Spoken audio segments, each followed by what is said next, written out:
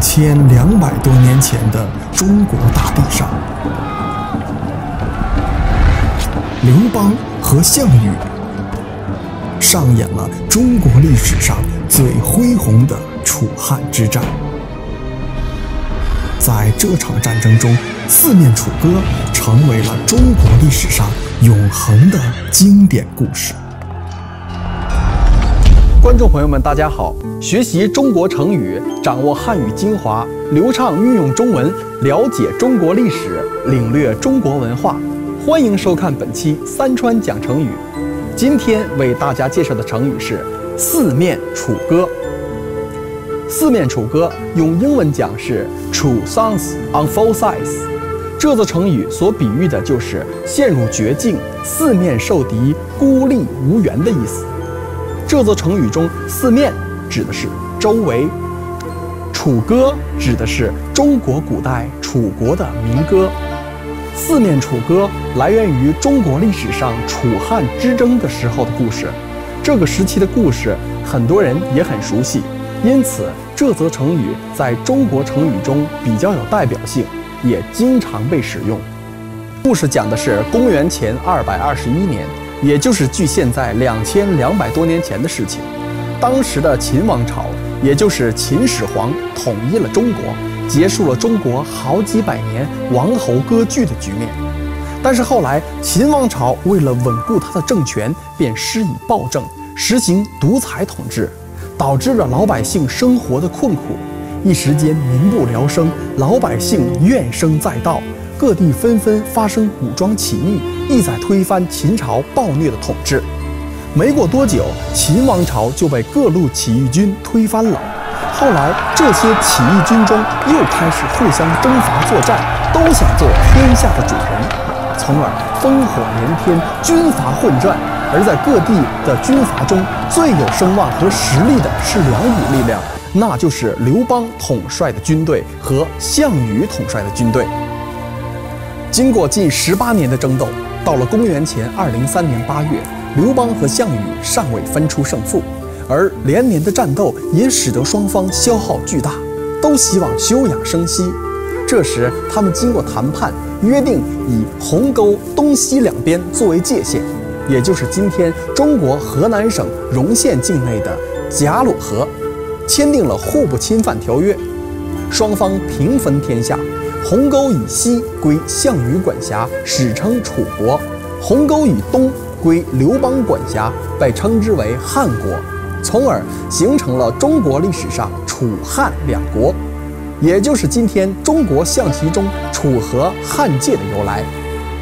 项羽骄傲自大，自认为刘邦不可能再攻击他，便歌舞升平，过起了安逸的日子。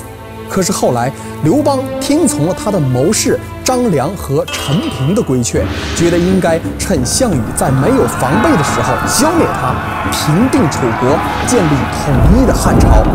于是刘邦就率领他的大军对项羽发起了突然袭击，占领了楚国大片土地，把项羽赶到了楚国之外一个叫做垓下的地方，并紧紧围困了这里。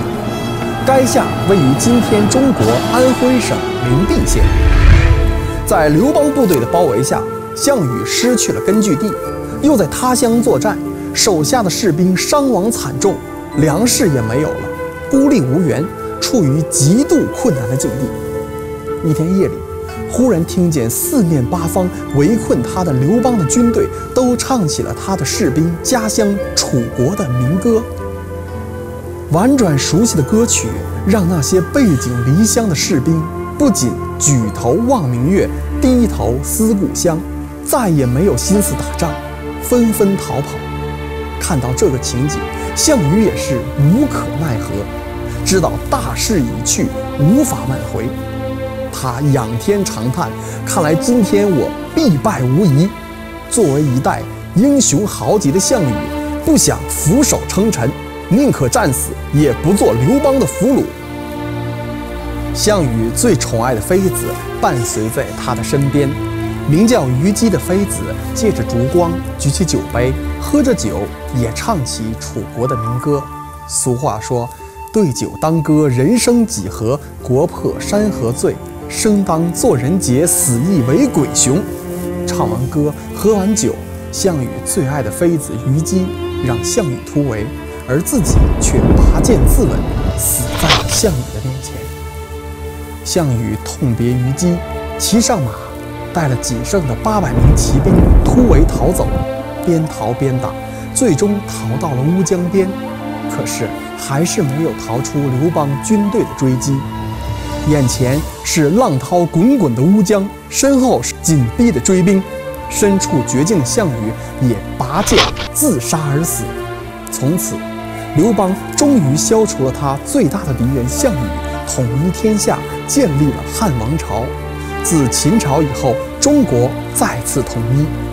四面楚歌是一个非常悲伤而有名的历史故事，说的就是刘邦在项羽孤立无援、身处绝境的情况下，为了进一步涣散项羽士兵的斗志，在四周唱起了项羽士兵家乡的民歌，导致楚军士兵士气全无，最后全军覆灭。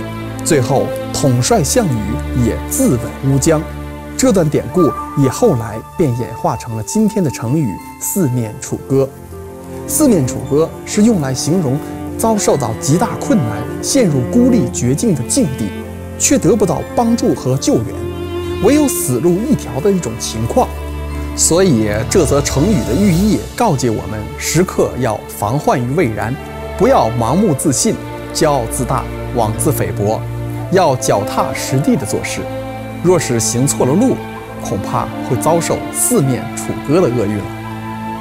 今天就为大家介绍到这里，下期我将为大家带来的成语故事是一鼓作气。谢谢收看，咱们下期再见。